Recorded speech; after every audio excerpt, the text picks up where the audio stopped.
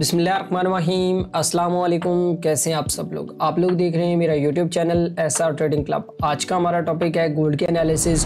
इंशाल्लाह गोल्ड की complete analysis करेंगे। आज का एनालिसिस आप लोगों ने बिल्कुल भी मिस नहीं करना है, क्योंकि आज बहुत ज़्यादा इंपॉर्टेंट न्यूज़ हैं, जिसमें हमारे पास जो है वो एडीपी का डाटा भी है। उसके बाद हमारे पास जो है आप ऐसे कह लें कि हमारे पास एडवांस पीडीपी का डाटा है। उसके बाद हमारे पास पेंडिंग होम सेल्स का डाटा है। उसके बाद हमारे पास क्रूड ऑयल की इन्वेंट्री है, जो लोग ऑयल के अंदर काम करते हैं। और सबसे इंपॉर्टेंट जिसका मैं और आप जो है वो बहुत शिद्दत से वेट कर रहे हैं, इंटरेस्ट रेट है, एफओएमसी है। अब ये किस तरीके से जो है वो इन न्यूज़ को देखते हुए आप लोगों ने फंडामेंटली किस तरीके से ट्रेड करना है, टेक्निकली किस तरीके से ट्रेड करना है, तो इंशाल्लाह गोल्ड का कंप्लीट एनालिसिस करेंगे। आप लोगों ने ये एनालिसिस बिल्कुल भी मिस नहीं करना है। देर नहीं करते हैं, सबसे पहले देख लेते हैं फंडामेंटल न्यूज़ को कि आज कौन कौन सी इंपॉर्टेंट न्यूज़ हैं हमारे पास। तो जैसे कि मैंने वीडियो के स्टार्ट के अंदर ही आप लोगों को बताया था कि आज जो हमारे पास जो सबसे इंपॉर्टेंट न्यूज़ हैं मैं उन्हीं को ही डिस्कस करूंगा। अब सबसे पहले अगर बात करें एडीपी के डाटा के हवाले से, तो एडीपी का डाटा इसलिए बहुत ज़्यादा इंपॉर्टेंट होता है क्योंकि इस डाटा को देखते हुए हमारे पास जो है वो एनएफपी का डाटा तकरीबन जो है वो फोरकास्ट किया जा सकता है कि किस तरीके से जो है वो एनएफपी का डाटा आएगा। तो इसलिए एडीपी का डाटा भी काफ़ी ज़्यादा इंपॉर्टेंट समझा जाता है। अच्छा, 5:30 पे जो है वो एडवांस जीडीपी का डाटा है, तो ये डाटा भी काफ़ी ज़्यादा इंपॉर्टेंट होगा क्योंकि जीडीपी है।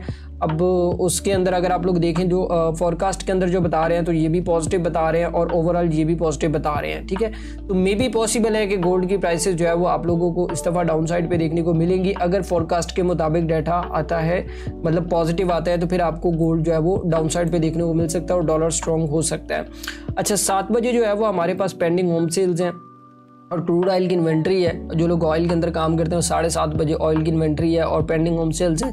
तो इस दरमियान स्पेशली ऑयल की मार्केट जो है वो आपकी काफ़ी ज़्यादा वोलेटाइल हो सकती है, और तो आप लोगों ने बिल्कुल भी विदाउट स्टॉप लॉस उसके अंदर वर्किंग नहीं करनी है। अच्छा, सबसे इंपॉर्टेंट चीज़ फेडरल फंड रेट। अच्छा, मैं यहाँ पे अब इतनी ज़्यादा न्यूज़ इकट्ठी आ गई है, तो सबसे इंपॉर्टेंट चीज़ ये है कि फेडरल फंड रेट होता क्या है एक्चुअल के अंदर। यहाँ पे बहुत सारे लोगों को तो ये भी नहीं पता है।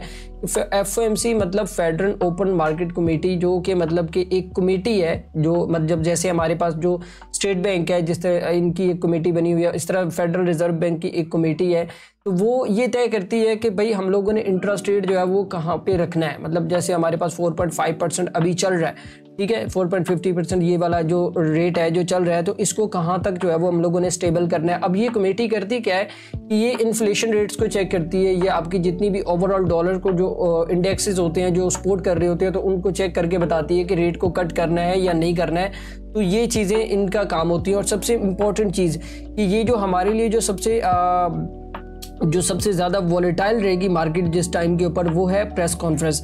अब प्रेस कॉन्फ्रेंस के अंदर क्या होता है कि जब भी किसी मुल्क के इंटरेस्ट रेट बढ़ाए जाते हैं या कम किए जाते हैं, तो उसके मुतल्लिक वहाँ पे क्वेश्चन आंसर्स किए जाते हैं कि भाई ये कहाँ तक जो है वो स्टेबल रह सकते हैं, डॉलर कितना स्ट्रॉन्ग रहेगा आने वाले दिनों के अंदर, और कहाँ तक आप लोग जो है वो चीज़ों को लेके आगे अनएम्प्लॉयमेंट क्या देख रहे हो, जीडीपी क्या देख रहे हो, आपके पास एडीपी का डाटा कैसा रहा। तो यहाँ पे वो सारी चीज़ें जो है वो डिस्कस की जाती हैं, जिसकी वजह से स्पेशली मैं ये कहता हूँ कि इतनी मार्केट जो है वो आपकी जब रेट ओपन होते हैं, मतलब जब रेट आते हैं, तो वो उस टाइम के ऊपर वॉलेटाइल नहीं होती है जितनी बल्कि ये प्रेस कॉन्फ्रेंस के अंदर होती है। और अगर फेडरल फंड रेट के हवाले से बात करें, तो ये मैं जो देख रहा हूँ अभी तक रेट कट नहीं हो सकते हैं जो मैं अभी देख रहा हूँ, क्योंकि अभी इनकी जो सारी चीज़ें हैं वो ऑलमोस्ट नॉर्मल चल रही हैं। वैसे तो इन लोगों ने कहा था कि हम लोग जुलाई के अंदर जो है वो रेट कट करेंगे, लेकिन अभी तक कुछ चांसेस नज़र नहीं आ रहे हैं, क्योंकि अभी तक तो जो चीज़ें हैं वो आपके सामने ही हैं। अच्छा, देर नहीं करते हैं, चलते हैं टेक्निकल चार्ट के ऊपर, और टेक्निकल चार्ट के ऊपर देखते हैं कि आज आप लोगों ने स्पेशली जो एफओएमसी और जो एडीपी का डाटा है उसके मुताबिक कैसे ट्रेड करनी है। तो मैं चलते हैं टेक्निकल चार्ट के ऊपर, और ये अच्छा थोड़ा सा ना प्रीवियसली चीज़ों को डिस्कस करेंगे, जिसमें H1 का चार्ट शामिल करेंगे और M15 का चार्ट आज ले लेंगे, क्योंकि काफ़ी बड़ी न्यूज़ है तो H1 इसलिए शामिल कर रहे हैं। अच्छा, यहाँ पे ना एक चीज़ मैं आप लोगों को हमेशा कहता हूँ कि जब आप अपना एनालिसिस कर रहे हो ना, तो कोशिश किया करें पीछे जाके जो चीज़ें हैं उसको रीड किया करें, ताकि आप लोगों को समझ आ जाए कि आप लोगों ने किस तरीके से जो है वो एनालिसिस करना है। अगर हम लोग थोड़ा सा मार्केट स्ट्रक्चर के हवाले से बात करें, जो कि अगर आप लोग देखें तो यहाँ पे इस एरिया से मैंने आप लोगों को बताया हुआ है, लास्ट वीडियो के अंदर भी मैंने आपको बताया था, जब ये बाइंग स्टार्ट हुई तो हमारे पास ये एक बेरिश फ्लैग जो है वो बना हुआ था, और यहाँ से प्राइस ने जैसे ही इसको ब्रेकआउट किया और ब्रेकआउट के बाद टेस्ट किया, और देन उसके बाद प्राइसेस काफ़ी ज़्यादा स्पीडली ऊपर निकल गई हैं। अब देखें जो एक एक्सपीरियंस ट्रेडर होता है ना, उसको एक चार्ट बता रहा होता है कि भाई अब उसने क्या करना है। अब देखें यहाँ पे एक रेंज हुई, रेंज के बाद इसका प्रॉपर ब्रेकआउट हुआ और ब्रेकआउट के बाद आपके पास डाउन ट्रेंड जो है वो यहाँ से स्टार्ट हो गया। अब ये जो चीज़ है ये चल रही है। अब मेन चीज़ ये है कि अब इसके अंदर मेजर चेंज आएगा कैसे। अब हमारे लिए बड़े दो तीन इंपॉर्टेंट लेवल है, वो मैं आप लोगों को बता देता हूँ। फर्स्ट ऑफ ऑल तो ये है कि हमें एक बाइंग लेवल देखना है और ऊपर से सेलिंग लेवल देखना है। तो सबसे पहले हम सेलिंग लेवल्स की बात कर लेते हैं। अच्छा, सबसे पहले अगर बात करें सेलिंग लेवल्स की, तो वो हमारे पास जो सबसे इंपॉर्टेंट लेवल निकल के आ रहा है, जो फर्स्ट इसके करीब भी है, तो वो है हमारे पास जो 3341 का लेवल है। अगर प्राइसेस जो है वो कुछ इस तरीके से मतलब आपकी जा रही हैं, ये मैं आपको M15 के अंदर थोड़ा इसका क्लियर बताऊंगा, ठीक है। वैसे मैं आपको यहाँ पे एक लॉन्ग टर्म एनालिसिस बता रहा हूँ। अगर यहाँ पे ऊपर जाती हैं और यहाँ पे तकरीबन आप ऐसे कहें 3350 के एरिया के ऊपर आपको कोई एविडेंस मिलता है, स्पाइक मिलती है, तो यहाँ से जो है वो आप इसको सेल वाली साइड पे कुछ इस तरीके से देख सकते हैं इस सपोर्ट तक के लिए। ये वाली जो हमारे पास ये वाली जो सपोर्ट है ना, ये तकरीबन 3288 की जो सपोर्ट है, 3288 की जो सपोर्ट है, आप इस तक इसको देख सकते हैं। अच्छा, एक और चीज़ भी है कि अगर ये लेवल ब्रेकआउट होता है, मतलब 3350 ब्रेकआउट होता है, तो फिर गोल्ड का अगला जो हमारे पास जो लेवल निकल के आ रहा है वो हमारे पास ये वाली जो रेजिस्टेंस एरिया है, तो यहाँ पे मे भी पॉसिबल है, जो मैं देख रहा हूँ कि ये वाला जो एरिया है हमारे लिए एक सेलिंग का जब बड़ा परफेक्ट एरिया रहेगा, तो यहाँ से हम इसको जो है वो सेल वाली साइड पे देख सकते हैं। अब मैं आपको सेल क्यों कह रहा हूँ, पिछले लास्ट 2 वीक से मैं आपको कह रहा हूँ सेल कर लें, सेल कर लें, सेल कर लें, लेकिन आप लोग बाय कर रहे हैं, तो उसका नतीजा आप मार्केट आपको समझा रही है कि किस तरीके से आपके साथ वो जो एसल हैंडिंग हो रही है, मार्केट को कंफ्यूज किया जा रहा है। अब एक चीज़ यहाँ पे अगर आप लोग देखें ना, जैसे ही कोई बड़ी न्यूज़ आने वाली होती है तो मार्केट बिल्कुल टोटली स्लो हो गया। इस टाइम के ऊपर कोई वर्किंग नहीं है। मतलब ये सिर्फ डिटेलर्स हैं, जो जितने भी बैंक्स के ट्रेडर हैं या जो भी मतलब जो बैंक्स के अंदर काम करते हैं, जो बड़ी पोजीशंस को ओपन करते हैं, वो वेट कर रहे हैं इंटरेस्ट रेट का और फेडरल फंड रेट का इंतजार कर रहे हैं। उसके बाद वो प्रेस कॉन्फ्रेंस का इंतजार कर रहे हैं कि भाई आगे इनके मुंह से कोई लफ्ज़ निकले, ताकि वो आगे अपनी स्ट्रेटजीज को जो है वो अच्छे तरीके से जो है वो मार्केट के अंदर परफॉर्म कर सकें। तो ये इस चीज़ का वेट कर रहे हैं। अच्छा, बाय वाली पोजीशन एक हमारे पास ये है कि हमारे पास ये 3288 का लेवल है।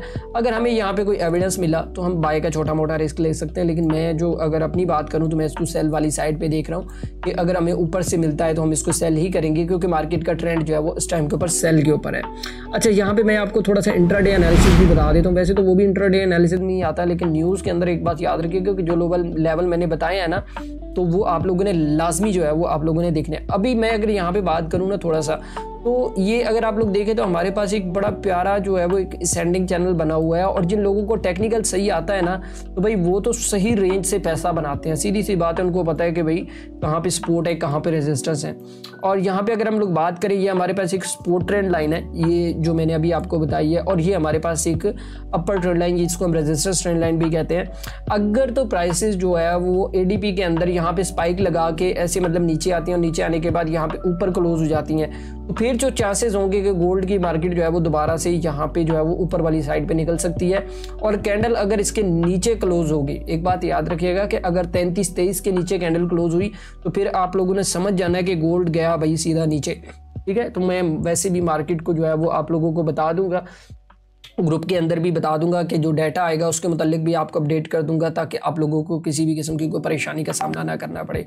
तो आई थिंक सो, मेरे ख्याल में आप लोगों को समझ आ गया होगा कि आप लोगों ने आज किस तरीके से ट्रेड करना है, FOMC के मतलब क्या होता है, FOMC के अंदर ट्रेड किस तरीके से करना है, टेक्निकल सेटअप भी मैंने आप लोगों को बता दिए हैं। तो बिल्कुल आप लोगों ने कोई भी गलती नहीं करनी है। मैं तो बल्कि कहूँगा कि जो छोटे अकाउंट्स वाले हैं, ये इन न्यूज़ से आज की डेट के अंदर दूर रहें, ताकि वो कुछ ज़्यादा नुकसान ना करें, क्योंकि न्यूज़ के अंदर काफ़ी ज़्यादा वॉलेटिलिटी होती है और समझ नहीं आती है कि मार्केट को किस तरीके से ट्रेड किया जाए।